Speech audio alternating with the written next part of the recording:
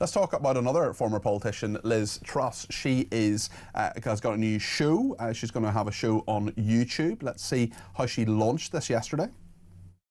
In 2022, I was deposed from the office of Prime Minister of Great Britain. People had decided her time was up. I tried to save our country from the doom loop it is now in. We set out a vision for a low-tax, high-growth economy that would take advantage of the freedoms of Brexit. I was blamed for a market crisis that was not my fault.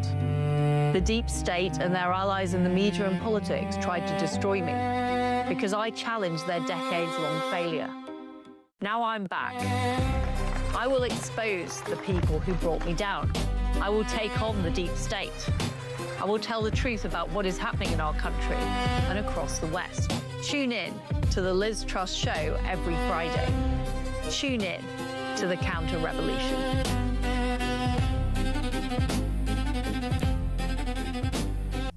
Well, Conor Tomlinson is a writer for Courage Media. Will you be tuning in to the counter-revolution, Conor? Yeah, I will, considering Liz has become an unexpected friend. Peter, after I interviewed her last year about her book, and then Hope Not Hate decided to accuse me of all things of anti-Semitism, and so Liz saw that it was objectionable, and so we've become quite friendly. And she's seen the fact that, well, Ofcom regulated media have absolutely repudiated their reputation, especially the BBC and the stunt that they tried to pull last night at its non-representative question time panel with illegal immigrants and scripted questions in the audience. So if instead people are axing the TV licence, they're tuning out of ITV, Sky News, the BBC, etc., and they're listening either to dissident outlets like Talk or, increasingly, podcasts and independent media shows like my own or possibly Liz's. Why would you not circumvent the gatekeepers and censors and try and get your own message out there and allow the audience to decide whether or not your narrative? I think that's all fine, and I'm all for media plurality and free speech, and anybody can do whatever they want within the law, certainly on YouTube and other outlets. Do we really not know what Liz Truss thinks? I mean, there was nothing she said in that little promo there that I don't think, you know, most people who would have followed Liz Truss and had any sense of her career and how she was removed as leader of the country would have any doubt as to what she has to say and what she feels and how she thinks. Well, I think it's useful. One, repetition sort of drills it into people's heads, and Keir Starmer understands this because he performs acts of political necromancy anytime he's at the dispatch box and keeps mentioning Liz's name to blame her for the mini-budget and the fiscal crisis that Rachel Reeves is only making worse. Also, a lot of the admissions that a lot of the fiscal crisis wasn't Liz's fault were quietly eked out by the likes of the Bank of England, who took credit for about 2/3 of the run on the bonds earlier this year. You know, it's the old phrase of a lie gets halfway around the world before the truth. It's not a lie to say that Liz Truss wasn't responsible for at least some of the market turmoil.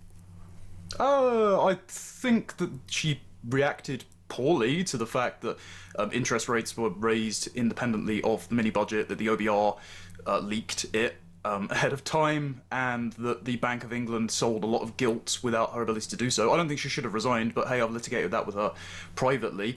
I think a lot of this now is about doing what the likes of JD Vance said in a pre-election interview with Tucker Carlson, which is understanding what went wrong. Because Vance actually pointed to Liz Truss's... Does Liz Truss understand what went wrong? Does she understand her role in that? I think she does, yeah. Because she's being pretty bullish about it. I mean, she said there was market turmoil which was not her fault. At least some of the blame was her fault and was Kwasi Kwarteng's. I think the majority wasn't. It doesn't matter if it's the majority. Some of it was, and some of what she said, and you know, when Kwasi Kwarteng said in that interview, "There's more to come," that caused market turmoil, and she doesn't seem to have any apology for any of that.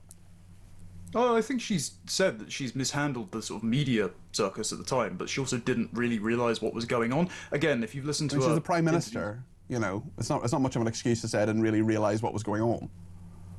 Yeah, I agree. She should have had a bit more attention to detail. Again, I've talked about her with this privately. Just referring back to the utility of it, Peter, bear in mind, JD Vance before the election said that he was looking at Liz Truss's fall, whether or not she is partly wholly to blame for that, as a way of preventing the Trump administration from making the same mistakes. And so what I think the use of Liz Truss's tenure in Downing Street, or even just her doing interviews or her own show is to point out what went wrong, to prevent the likes of Reform making the same mistakes that she did, just as the Trump administration didn't want to make the same mistakes that she did, or in their first term, and make it so that Trump has a more successful second term. So it might be useful to learn a few lessons here, again, whether or not you think she was wholly or partly responsible, to stop another government from making the same mistakes. Okay. Conor, thank you. Conor Tomlinson there, writer for Courage Media.